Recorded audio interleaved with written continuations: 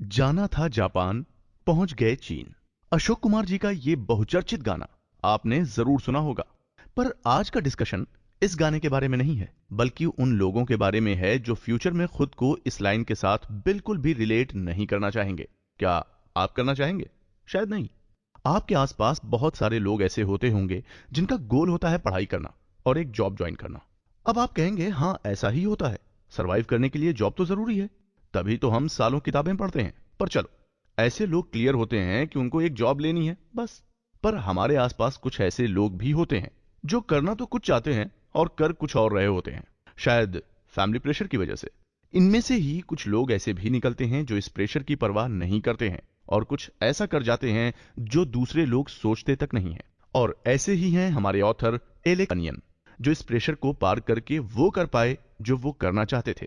तो चलिए, author Alex बनियन की बुक द थर्ड डोर के बारे में आपको बताते हैं, जो कुछ ऑर्डिनरी लोगों के ऐसे सीक्रेट्स को रिवील करेगी जो कि आगे चल के बिल गेट्स या स्टीवन स्पेलबर्ग के नाम से दुनिया भर में चर्चा का विषय बने। ऑथर ने अपने थॉट्स शेयर करते हुए जिंदगी में कुछ अचीव करने के लिए 3 दरवाजों का जिक्र किया है। पहला दरवाजा वो होता है जिसमें लगभग 99% लोग खड़े रहते हैं, जिन्हें शायद बचपन से ही सिखाया गया होता है कि तुम्हारे जीवन का सिर्फ एक गोल है, जॉब लेना, चाहे वो तुम्हारे मन की हो या ना हो। दूसरा दरवाजा उन लोगों के लिए होता है जिन्हें बचपन से ही सब कुछ चांदी की थाल में परोस कर मिलता है, और वो होते हैं सेलिब्रिटीज और वीआईपी परिवारों से जुड़े या रिलेशन रखने वाले लोग। पर हां, कुछ अचीव करने के लिए एक और दरवाजा होता है जिसे ऑथर ने थर्ड डोर का नाम दिया है।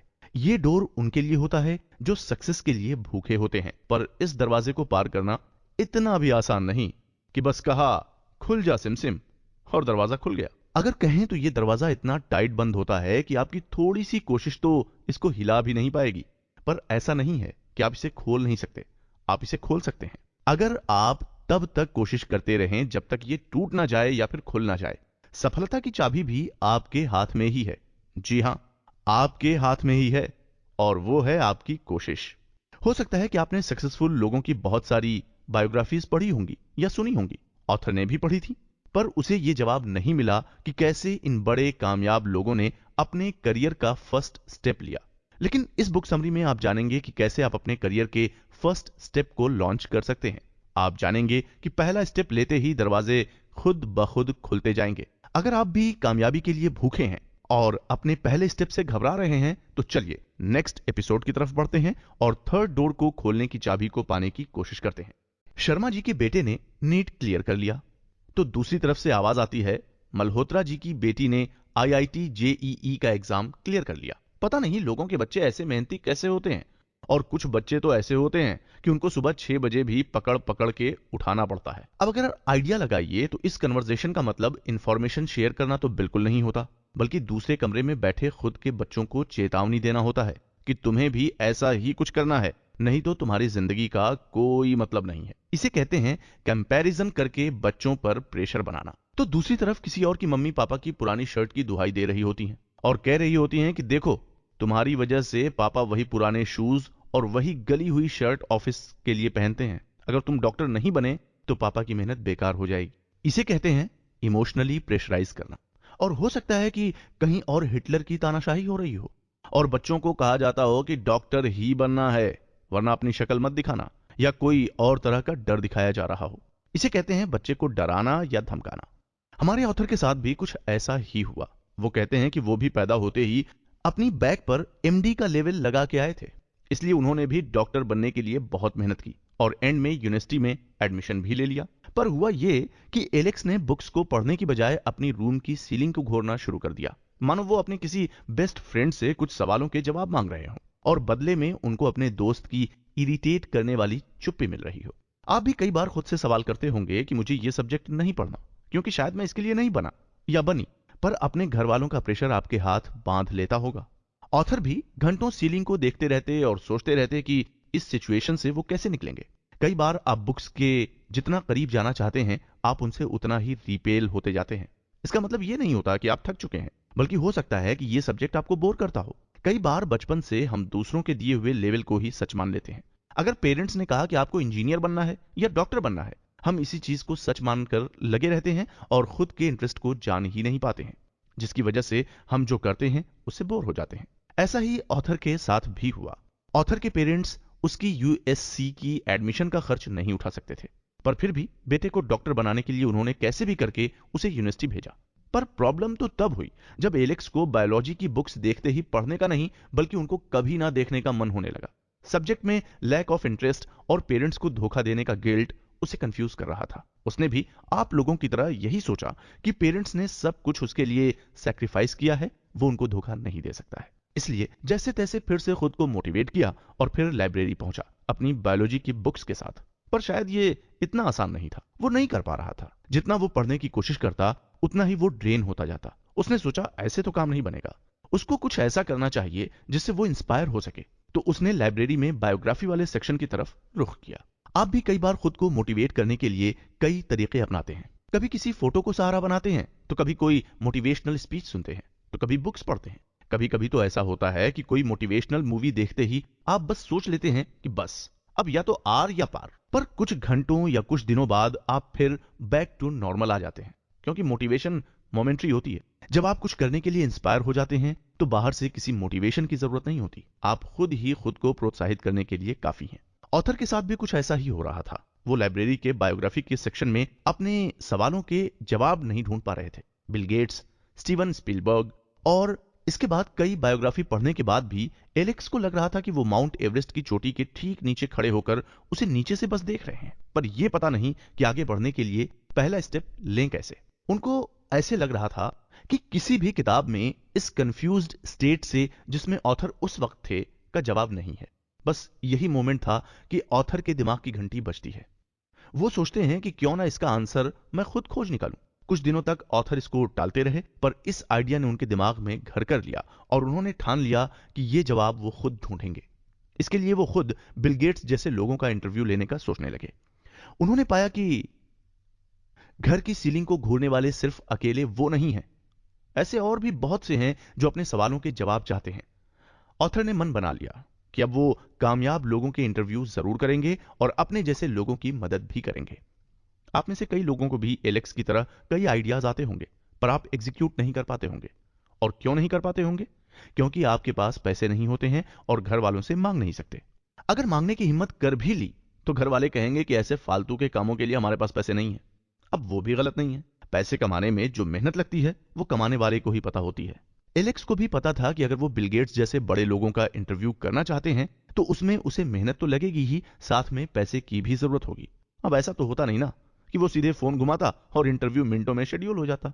आजकल सोशल मीडिया एक ऐसा प्लेटफॉर्म है जो शायद कई मर्जों का इलाज भी है। कहने का मतलब यह है कि सोशल मीडिया कई बार नाइट इन शाइनिंग आर्मर बनकर आपके सामने आता है। अगर सोशल मीडिया को सही तरीके से यूज करें तो आपको कई प्रॉब्लम से रेस्क्यू कर सकता है। कई बार जिस प्रॉब्लम का सॉल्यूशन आपको नहीं मिलता, सोशल मीडिया पर फटाफट से मिल जाता है। एलेक्स को भी अपनी प्रॉब्लम का सॉल्यूशन ऐसे ही कहीं फेसबुक को स्क्रॉल करते हुए मिल गया। सोशल मीडिया पे आपको पैसे कमाने के कई तरीके मिल जाते हैं। कई बार कई तरीके अनएथिकल या इलीगल भी होते हैं। ये आप पर ही डिपेंड करता है कि आप कौन सा तरीका अपनाएंगे। हो सकता है कि टेढ़ा रास्ता आपको सबसे सही लगे, आपको लगे कि पैसा जल्दी कमाने के लिए यही सही रास्ता है। अगर आपको कभी ऐसा लगे तो हमेशा एक बात याद रखिएगा, अपने सपनों के महल को आप अगर झूठ के पानी से सींचेंगे तो शायद वो ताश के पत्तों की तरह एक फूंक में ही बिखर जाएगा। अब ऑथर को फेसबुक से ऐसा क्या आइडिया मिला जिससे उसको उम्मीद की नई किरण दिखाई दी, जिससे उसे लगा कि वो अपने सपने की तरफ बढ़ सकता है? क्या उसका आइडिया सही था या फिर अनएथिकल? क्या वो अपने आइडिया के साथ पैसे कमाने में कामयाब रहा या फिर नाकाम हो गया? इन सब सवालों के जवाब आपको मिलेंगे अगले एपिसोड में। इस तेज रफ्तार वाली जिंदगी में जहां हवा और पानी तक भी फ्री में नहीं मिलता, वहां आपको सक्सेस थाली में परोस के मिल जाए, ऐसा तो पॉसिबल नहीं है। अपने आइडियाज को आपको अपने खून, पसीने, हार्ड वर्क और टाइम से तो सींचना ही पड़ता है। साथ में कुछ इन्वेस्टमेंट्स भी करनी पड़ती हैं। कहने का मतलब है कि सक्सेस फ्री नहीं होती, बल्कि इसकी आपको भारी कीमत चुकानी पड़ती है। और जो इस कीमत से डर गया उसकी कामयाबी सिर्फ सपनों में ही रह जाती है। जब हमारे ऑथर ने अपने आइडिया को सच करने की सोची तो उसे पता था कि मेहनत की कमी तो उसकी तरफ से बिल्कुल नहीं होगी, पर पैसे की कमी तो थी। पर जहां खुद पर और अपने आइडिया पर भरोसा होता है वहां शायद रास्ते खुद ब खुद बनते जाते हैं। ऑथर को अपनी मुश्किल का हल फेसबुक स्क्रॉल करते करते ही मिल गया। उसे वहां एक famous show the price is right की एक ऐड दिखी। बस फिर क्या था, वो समझ गया कि यही उसकी सक्सेस का फर्स्ट स्टेप है। इस गेम में कंटेस्टेंट को सही प्राइस गेस करना होता है इनाम जीतने के लिए।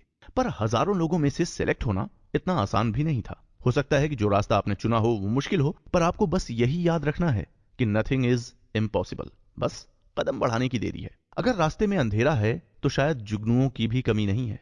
और ऑथर के साथ भी ऐसा ही कुछ हुआ। ऑथर के एग्जाम्स के दिन थे और एग्जाम के पिछली रात उसने प्रिपेयर भी किया, पर एग्जाम के लिए नहीं, द प्राइस इज राइट में कैसे एंट्री मिल सकती है ये स्टडी की। उसे आइडिया लग गया कि शो में बस उन लोगों को स्टेज पर बुलाया जाता है जिनका पहनावा तो वियर्ड हो ही, साथ में उनका बिहेवियर भी डिफरेंट हो या फनी हो। आपका इस गेम में सेलेक्ट होकर स्टेज तक पहुंचना अंडरकवर प्रोड्यूसर के हाथ में होता है। ऑथर ने स्टूडियो में एंटर करते ही ऐसी ऐसी चीजें की जो कि शायद उसने सोची भी नहीं थी। शो का हिस्सा बनने के लिए उसने ओल्ड लेडीज के साथ फ्लर्ट तो किया ही, साथ में ब्रेक डांस भी किया जो कि उसे आता ही नहीं था। उसने अपनी तरफ से वियर्ड बनने की पूरी कोशिश की। बचपन में आपने साबुन के बबल्स बहुत बनाए होंगे। सच में बहुत ही इंटरेस्टिंग गेम होता है ये। कई बार आपने बबल्स को पकड़ने की कोशिश भी की होगी। जैसे ही आपको ऐसा लगता है कि बबल्स को आप पकड़ने ही वाले हैं, वो बर्स्ट हो जाता है। ऐसा ही कभी कभी सक्सेस के साथ भी होता है। आपको लगता है कि आपकी सक्सेस बस एक हाथ दूर है, पर हाथ बढ़ाते ही वो कहीं दूर स्लिप हो जाती है।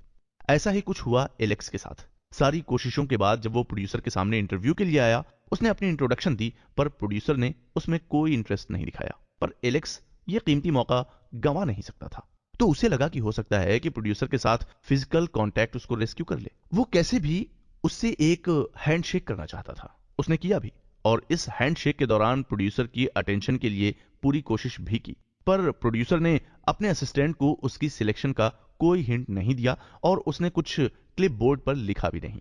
एलेक्स जान गया कि उसकी कोशिश में दम नहीं था, इसलिए अभी भी उसके हाथ खाली हैं। कभी कभी जब फेलियर्स आपके दरवाजे पर बार बार दस्तक देती है, कहीं ना कहीं आप डर जाते हैं, ऊब जाते हैं, या सोच लेते हैं कि ये काम आपके बस का नहीं है, बस अब नहीं करेंगे। होता है ना आपके साथ भी ऐसा। इस पॉइंट पर आपके दिमाग में नए आइडियाज आना बंद हो जाते हैं। पर जब आपको फेलियर्स से मतलब नहीं होता, सिर्फ गोल्स पर अपनी आंख होती है, तो नंबर्स ऑफ फेलियर्स आपके लिए नंबर ऑफ डिफरेंट एक्सपीरियंसेस में बदल जाता है। आप हर बार एक नए आइडिया के साथ मैदान में कूदते हैं। ऑथर को डर लगा, पर वो आखिरी वक्त तक कोशिश करना चाहता था। वो एश्योर्ड था कि कुछ भी हो जाए, पर उसकी तरफ से कोशिश में कमी कभी नहीं होगी। प्रोड्यूसर उससे दूर जा रहा था। उसको एक बार फिर उसका ध्यान खींचना था, पर कैसे? इसका तो कोई आइडिया नहीं था, और टाइम इतना कम था कि उसने कुछ खास सोचा नहीं। पर पता नहीं क्यों वो प्रोड्यूसर का नाम जोर जोर से पुकारने लगा। सबकी नजरें उस पर थी। प्रोड्यूसर फिर उसके पास आए और उसको ऐसी नजरों से देखा मानो कह रहा हो कि अब क्या है भाई। एलेक्स ने उसे बुला तो लिया, पर मजे की बात तो ये थी कि उसके पास कहने को कुछ था ही नहीं। वो सिर्फ प्रोड्यूसर को देख रहा था। जब प्रोड्यूसर ने उससे उसको बुलाने की वजह पूछी, तो उसने कहा कि आपके गले का जो रेड स्कार्फ है वो मुझे बहुत अच्छा लगा है। क्या आप बताएंगे कि आपने ये कहां से लिया है? मुझे ये स्कार्फ अपनी स्कार्फ कलेक्शन के लिए चाहिए, क्योंकि मुझे स्कार्फ कलेक्ट करने का बड़ा शौक है। बस एलेक्स का यही कहने की देर थी और प्रोड्यूसर अपनी हंसी नहीं रोक पाया और उसने अपने असिस्टेंट को कुछ इशारा किया और बस एलेक्स सेलेक्ट हो गया। दोस्तों, इससे एक बात तो साफ है कि फेलियर्स को खुद पर हावी मत होने दो। आखिरी वक्त तक कोशिश करो। कहते हैं ना, कर्म करते रहो, फल की चिंता ना करो। वैसे ही कोशिश करते रहो, फेलियर्स की चिंता ना करो। अपनी सारी कोशिशों के बाद ऑथर सेलेक्ट हो गया।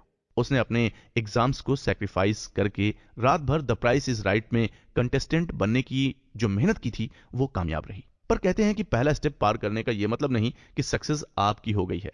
अपने गोल तक पहुंचने के लिए हो सकता है कि आपको बहुत मेहनत करने की जरूरत हो। ऑथर शो का कंटेस्टेंट तो बन गया, ये तो खुशी की बात थी। पर प्रॉब्लम ये थी कि उसने इस शो को कभी देखा ही नहीं था और उसे इस गेम को कैसे खेलते हैं इसका कोई आइडिया भी नहीं था। पर आप तो जानते हैं कि आजकल हर आदमी अपने हाथ में मोबाइल के रूप में इंफॉर्मेशन का खजाना लेके घूमता है। कोई भी डाउट जैसे ही हमारे दिमाग में नॉक नॉक करता है, हम भी उसे फटाफट गूगल करके नॉक आउट कर देते हैं। आप कह सकते हैं कि हमारा फोन आज हमारी लाइफ का इंपॉर्टेंट हिस्सा बन चुका है, और शायद इसके बिना आज हर कोई अपने आप को अनकंफर्टेबल महसूस करता है। इसके साथ होने से हमें कॉन्फिडेंस मिलता है कि हम कोई भी प्रॉब्लम से कभी भी बाहर आ सकते हैं। ऑथर ने भी जब देखा कि उसे तो गेम कैसे खेलते हैं का कोई आइडिया ही नहीं है, उसने भी अपना फोन उठाया और गूगल करने लगा। पर जैसे ही वो कुछ पढ़ पाता, गार्ड्स ने उसका फोन छीन लिया। अब किसी को भी फोन यूज करना अलाउड नहीं था। ऑथर को लगा कि अब वो कैसे जानेगा कि गेम खेलते कैसे हैं। पर वो निराश नहीं हुआ, बल्कि उसने डिसाइड किया कि वो ऑडियंस से जानेगा कि इस गेम में होता क्या है। उसने ऐसा ही किया। उसने ऑडियंस में बहुत सारे लोगों से बहुत सारी इंफॉर्मेशन कलेक्ट कर ली थी। कई बार आपके आसपास के लोगों को उम्मीद ही नहीं बल्कि विश्वास होता है कि आप अपनी मंजिल तक नहीं पहुंच पाएंगे, पर उनकी आपके बारे में राय सही है या गलत, वो उनके विश्वास पर नहीं बल्कि आप अपने बारे में क्या सोचते हैं उस पर डिपेंड करती है। अगर आप खुद पर भरोसा करते हैं तो आप जीतेंगे ही जीतेंगे।